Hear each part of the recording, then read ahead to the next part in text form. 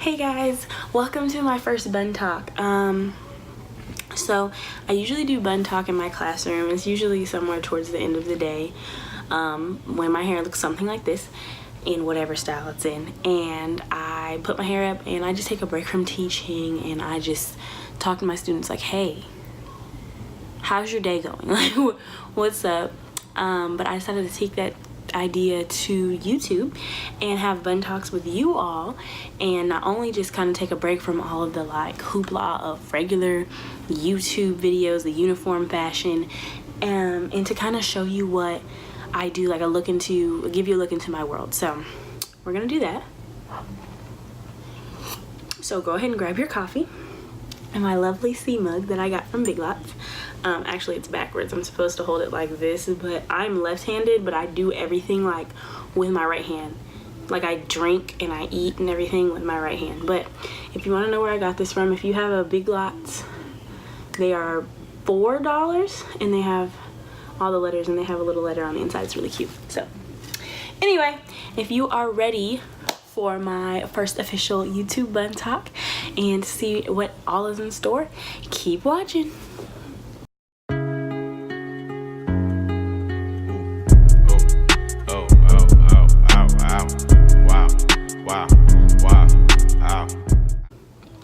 Okay, so today I got a couple DMs asking me about like my teacher binder, my teacher portfolio, interview tips, things like that. I also went on this really awesome like $100 haul, and I put it on my live last night, but I guess I'll just put it here. There's a couple things that I'm not gonna feature in this bun talk, just simply because I don't feel like going to get them. But I did get the cart that everyone is super like into right now. I got my own version of that cart at Home Goods for half the price. It does look different, of course, but I got it for half the price. The only thing that I need to do now is get the 10 drawer cart, and I don't want that in the multicolors, just because my classroom is not multicolored. It makes no sense for me to have a big old multicolored cart in my classroom, and that's not what that's what my theme is. I'd rather just get it in white and use that for like all the things that I need to copy, but I'm pretty sure I can find an alternative to that. So if I can find an alternative to it, I probably will, but who knows. Anyway, let's get right into the meat of this. Get ready with me. Well, this bun talk. I don't know why I keep saying get ready with me. Okay, so let's start with teacher interview tips. So anytime I have a teacher interview, because I did switch districts this year, anytime I have a teacher interview, I always take my teacher interview binder, and I got this off of Fairways and Chalkboards. And I will link her down below. I linked her store in my last video for her teacher binder, which I will also show you, but I got her teacher portfolio, and I take my teacher portfolio with me everywhere, just because this is a tangible thing that speaks for me as I'm speaking. So I always bring my copy and I give this to the principal, and then I make copies of some of the documents in here and I give them to the people that are interviewing me, because 9 times out of 10, if you're in a teacher interview, you're gonna be interviewed by like 6 people at a time. So always be prepared for that, so you don't feel overwhelmed. And I hurt my knee really bad, so if I keep looking down at my knee, if I keep looking down this way, it's me looking at my knee, because it is throbbing right now. But I decided I wanted to present something with you, so but anyway, so my teacher portfolio starts off with a meet the teacher professional type 1-pager. It has a picture of me, oh look at me, all cute, smiling, and then it has a little blurb about me. This is like my bio, and then it has my strengths and skills and my educational philosophy. Now it's okay to not necessarily have an educational philosophy. I lied. It's not okay to not have an educational philosophy, but it's okay if your educational philosophy is not like top tier, super duper good. I think that the biggest part of writing an educational philosophy is like telling you're telling somebody what you feel about teaching, what you feel your classroom is. And mine is really a template that I created, or that I used from my grad classes, or not my grad classes, my senior level classes. And I just wrote pretty much like, I took their skeleton and I put my own words in it. Totally not plagiarism before all of my little Nazis start talking. Anyway, my educational philosophy says, I believe that the classroom should be a place where the students want to be, where they feel safe and respected, a place where they feel as long as though they are being heard. Oh, I'm sorry, I can't read. It says a place where they feel as though they're being heard, a place where they feel they can be productive and genuinely learn both inside and outside of the curriculum. Most importantly, I feel as though every teacher should make it their goal to develop relationships with each of their students. Knowing your students and knowing their background and knowing who they really are helps the teacher foster a classroom full of understanding and love that makes the students comfortable testing their limits without being ostracized or for failing or making mistakes. In my classroom, the word can't is illegal. There's no such thing. Students are the drivers of their education. It's only my job to guide them and answer questions along the way. The word can't is a roadblock that we cannot afford. So just make it sound nice. And it'll just let yourself speak through the words. And then after that, this blank space is usually where my resume is, but I gave my resume to my new AP and I just didn't replace it. Not that I need it because I have a job, but still. So there's that, my letter of intent. Then I have my TEA scores. I have my final transcript. And then it goes into sections. So she does, now Fairways and Chalkboards does have like little section headers, but I didn't feel like my classroom management plan needed a whole bunch of space because it goes on one page. So I explained everything on this one page on my classroom management in regard to like behavior and the general way things work. So let me just make this easier on both you guys and myself because this is totally in a binder. So my classroom management only needed one page, like I said, just to describe it and explain it. So this explains all of my classroom management for the most part. And then I also got this from Fairways and Chalkboards. If you can't tell, I really like her TPT store. But I do this every day in my classroom, or try to. And it's a daily agenda. And this is how I facilitate my students, facilitate learning, and facilitate, bell-to-bell instruction. So this is how they come in. So I included this in my classroom management because it's a part of my system. And then on the back, I have pictures of my classroom setup and how my classroom management is associated with my classroom setup. So that just makes it easier. That's my whole classroom management section. Now, I did not go down into individual sentences and explain how I facilitate tissue, paper, and school supplies, things like that, because that's not what they want to know in your interview. They just want to know like who you are and how you work with kids. So whatever. I included parent communication in here, just a newsletter that I sent out to all my kids' parents when I first started working there. It has my cute little Bitmoji in there. So I did that. And then I have work samples. Always keep student work samples. Always do that, because not just for jobs, but in the event that you have like somebody from the district or admin come in and ask you if you have any student work samples on hand. Now, last year I used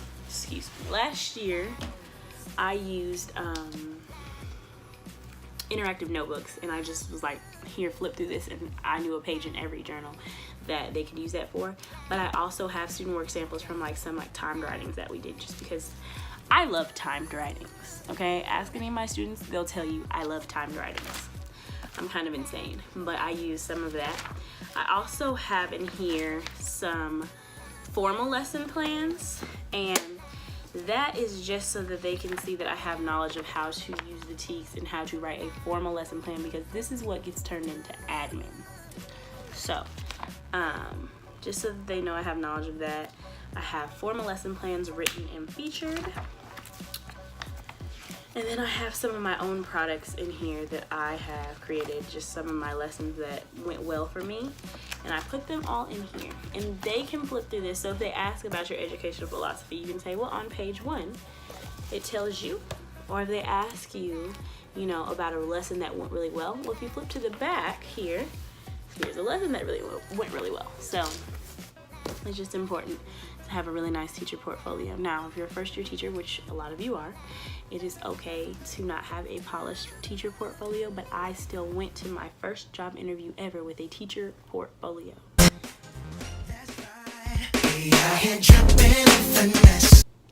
Make sure that you have something tangible for them to like hold and see, a product of something, from your student teaching, even from if you worked at a daycare, anything. Make sure that you have a tangible product.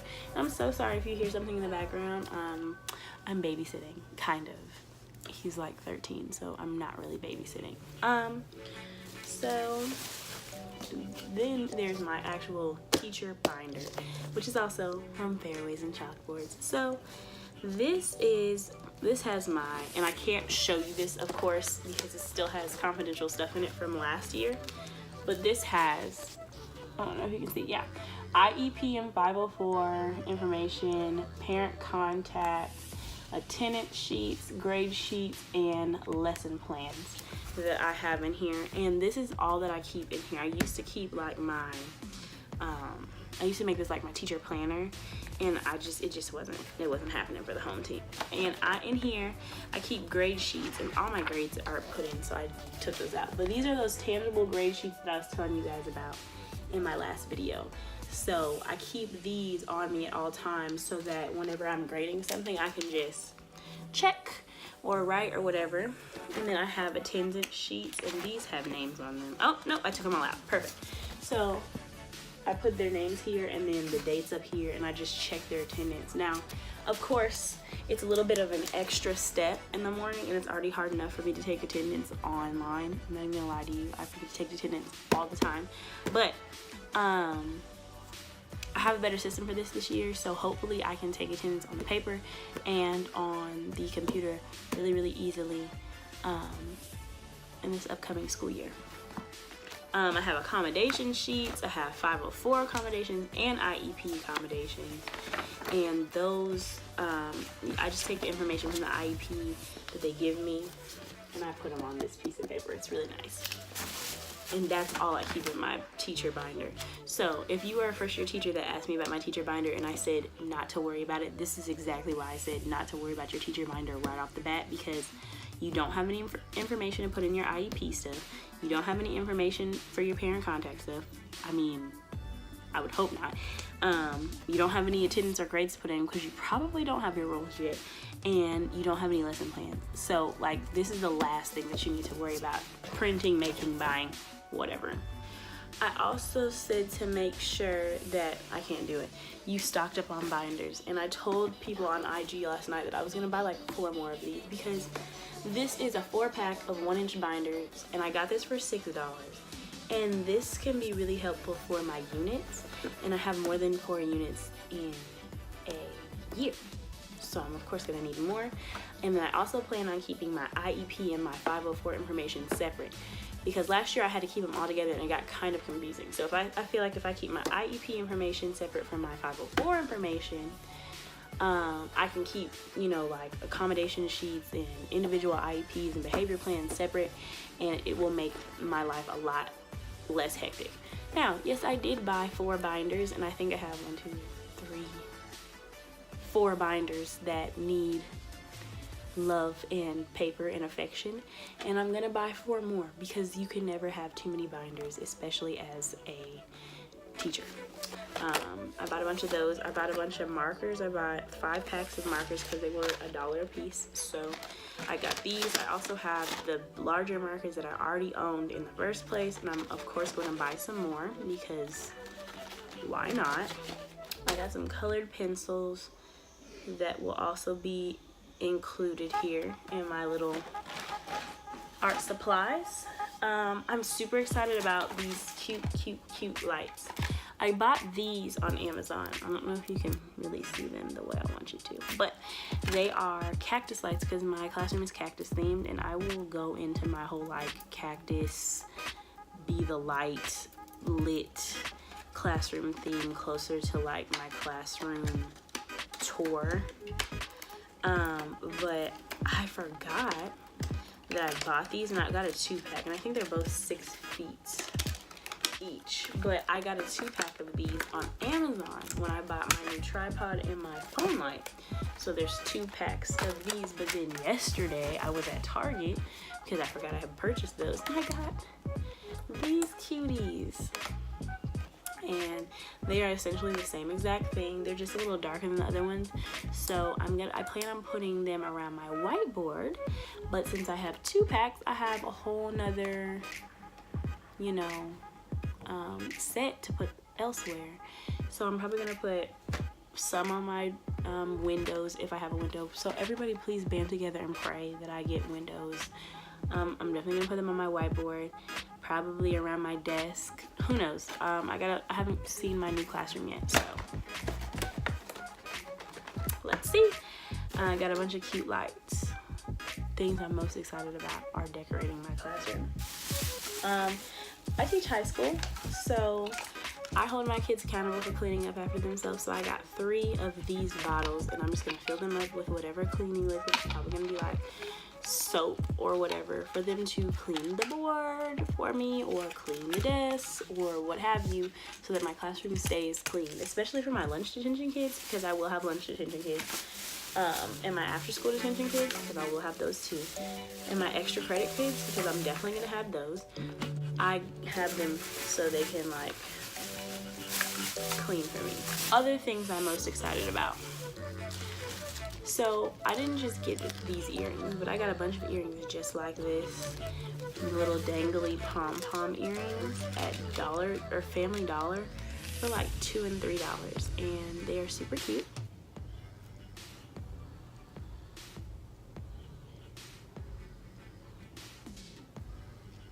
These are so, oh my god, look at these. Ooh.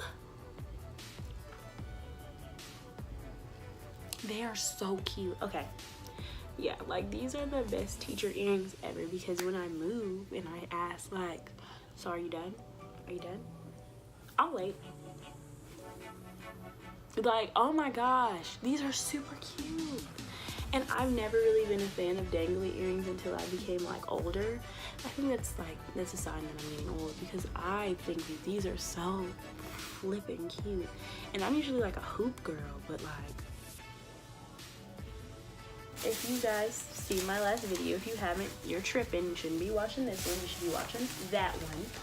But I mentioned some markers that I like better than flare pens, and I got 2 different brands. I got the brand that I was actually talking to you about, and I told you in my old video they're $3.98, but they reduced the price at Walmart to $2.44. So these I use like flare pens. And then I went to Office Depot, and they had a 24-pack of them for $4. And I think this is 10. There's 10 here, and there's 24 here. And I am gonna use some of these for my binder, and I think they have pretty much the same exact colors, except for the 24-pack one just has more.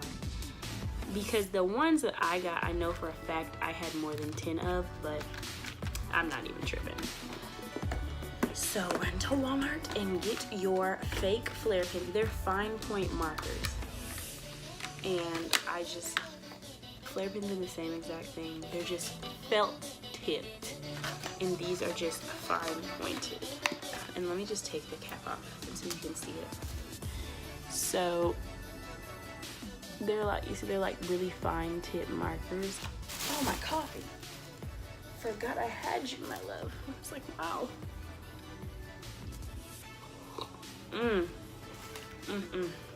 It's got that nice like hot room temperature.